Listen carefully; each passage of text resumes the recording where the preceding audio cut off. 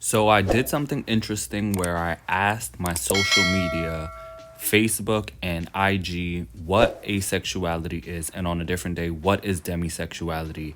And the results are in.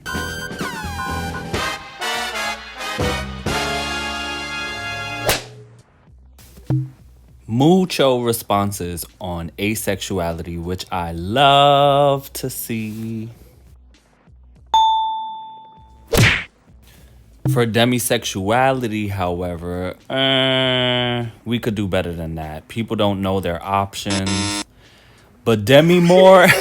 Growing up today in society, everything is labeled. Men are supposed to be like ABC, women supposed to be like 1, 2, 3, and it's just so tiring and obnoxious to see all these like labels and finite definitions and just symbols of people, or like how we should be able to express ourselves or how we should express ourselves. It is your boy Avery 3 Everlasting back with another little chitty chat. Welcome back. If you are already subscribed, thank you so much for tuning in. Welcome for the first time for everybody who is new to this channel. Make sure to hit that subscribe button after you check out a few of my videos. If you like what you see, hit subscribe, hit that notification bell. Make sure you're up to date.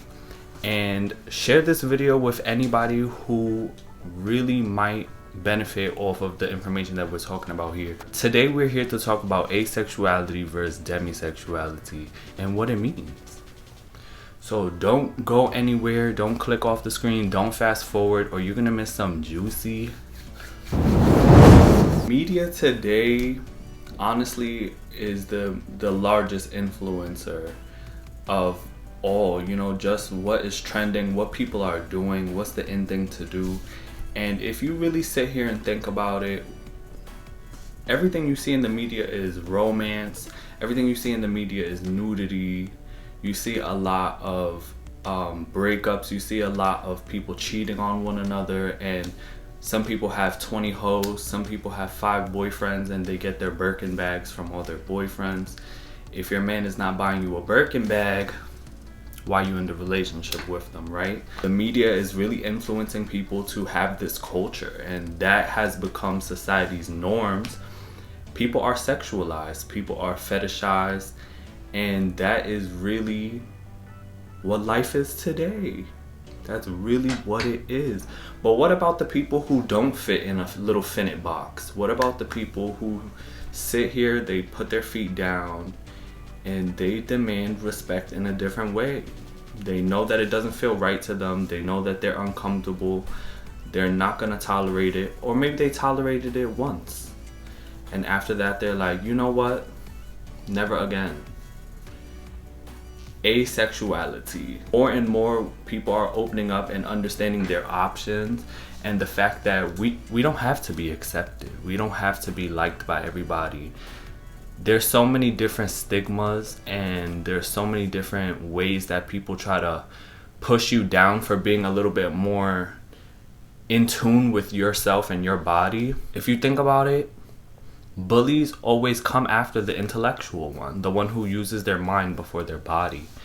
And that's just a thing of society. It's a norm of society. So honestly, anyone who have ever judged me because that's not how I am, and that's not how you are, anyone who have ever judged you, F them. Not literally.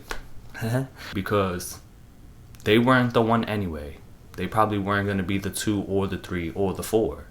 So that's the real reason why they're mad, and they want you to be mad on their level too. But let's get back to this idea of what society is doing, the social norms, what they're doing. Like, everybody is starting OnlyFans recently. You know, thirst traps and these pics, they've been around for years. And if you don't have them, you have a lot of followers. I'm sorry, the other way around. If you don't have them, you don't have as many followers.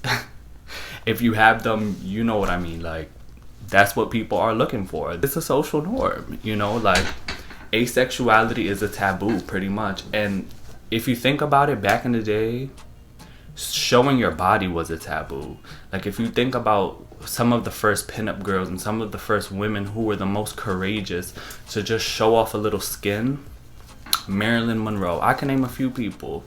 They were all, of course, fetishized, but they were all made to seem like something that they probably weren't in their everyday life. You know, they were talked about. People often called them sinners, and now we're on a different spectrum. Like, life have done a whole 360. The sexualizing things or sexualizing people is really a norm to society today. And also, like, of course, like bullying or just like making fun of people for being different or for thinking differently than you do, that's a norm. But in my opinion, and I'm sure a lot of people can agree with me, especially a lot of people watching this video now can agree with me, what's not normal is making somebody feel less than themselves for standing up for themselves and saying, you know what, I don't want to be sexual with you. Like, that's not what I'm ready for, or that's not what I see myself doing as of yet. You know, that's not a step that I'm ready to take. Or I'm not the type of person to do one night stands. I like to get to know you a little bit more. I like to get to know you for a few months before I'm sexual or intimate with you. You know, not everyone have the same idea when it comes to intimacy. And people who are asexual, they understand it a lot differently. You know, there's, of course, it's a spectrum. So if you think about the most asexual person, they might not ever think about intimacy as sex, ever. You know, their hormones or however they feel as an individual doesn't allow them to sexualize people. And maybe they have a crush, maybe they don't have crushes, or maybe someone gives them that butterfly feeling, or maybe they don't have that feeling when they're dating people or when they're getting to know people. But it's not something that's very majorly important to them. It's not a make or break it thing. While demisexual is closer to more on the sexual side, but they like to understand more of, you know, the person that they're dating and the person that they're getting to know before they do become sexual with that person. So what's not normal is making somebody feel less than for respecting their views on life. Making somebody feel like they're not mentally stable or they're not healthy in their hormonal balance. I do get a lot of backlash, but I don't get as much backlash as certain individuals. And that's why I want to bring up a fellow creator. So if you, after watching this video, you want to learn a little bit more about the backlash, especially if you are gender non-conforming as well, and you just want to get to know a little bit more about yourself, a little bit more about life and your options as an individual. Because if you don't know all your options, you might just settle and choose something that you really, you know, you didn't even know that you had other choices. So I'm going to mention Lynn Saga. They don't conform, and they have a lot of LGBTQIA plus topics, and that's the reason how me and them kind of came in communication. So they're a fellow creator, and I think that if you want to know a little bit more about gender non-conforming and asexuality, you should check out their video. I'm gonna have the link in my description box below. Being a gay individual, I still identify as a man. I do get a different kind of backlash because I had to take that deep breath before I keep going. In the gay community, we are often fetishized by a lot of different individuals. It's just a social norm to us to be promiscuous. It's a social norm for us to mess around with people and mess around with one another. And it's not something that I really ever did, you know? Maybe as a teenager, getting to know myself, I made a lot of mistakes. However, the older and older I got and the more mature I got, I realized that that's not what I like. It didn't make me feel good as an individual. And I started to take more and more of my time, you know, when getting to know people. If you have ever dated me and you're watching this, you can agree. I take my time getting to know you before we become intimate. And intimacy to me is not just rubbing skin on one another, you know? It starts intellectually. It starts with my heart, with our hearts. So, you know, it takes me a little bit more time. I would prefer to be a little bit more on the scale of demisexual or sapiosexual. People who are sapiosexual, they tend to fall in love with a person first for their intellectual mind before they decide to become intimate on a sexual level with that person. It kind of goes hand in hand with demisexuality, but not precisely. So to speak about like demisexuality versus asexuality, all demisexuals are asexual, but not all asexuals are demisexual.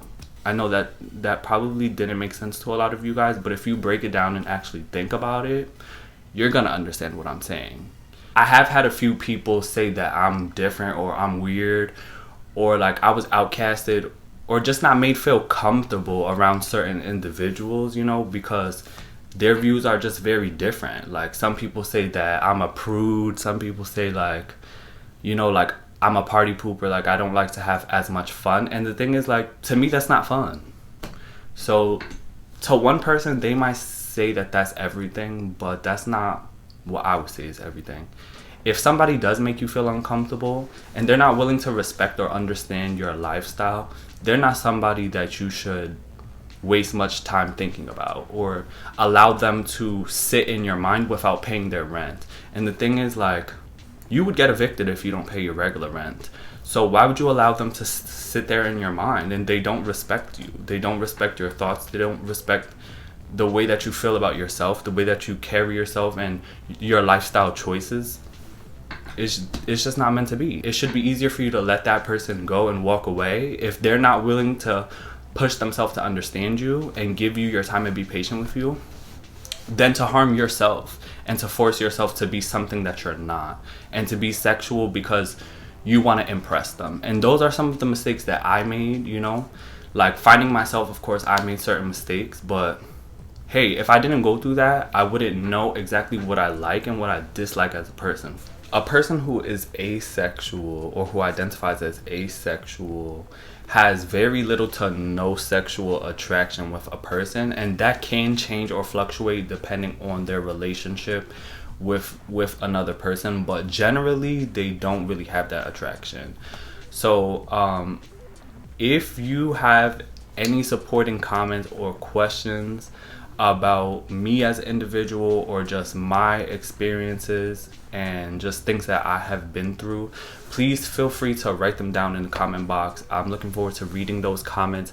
Go check out some of my other videos, and don't forget to check out Lynn Saga's video about asexuality. I learned a lot seeing other people's videos, and I kind of realized a little bit more about myself, you know. And we're all really on a journey, on a learning process. Like, without making certain mistakes, you really not gonna know, like I said earlier, what you like or what you dislike. So don't be afraid to be yourself. This is my #3verlasting journey. I hope you found your way to love tapping that subscribe button for me. I appreciate you guys. And until next time, it is your boy Avery 3verlasting, and I'm out of here. Deuces.